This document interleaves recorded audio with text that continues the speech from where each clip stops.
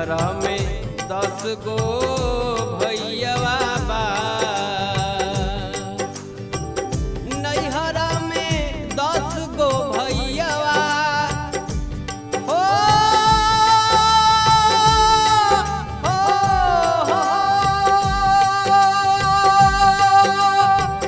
नैहर में 10 गो भैयावा आ 10 गो भौजिया बाड़िए राम।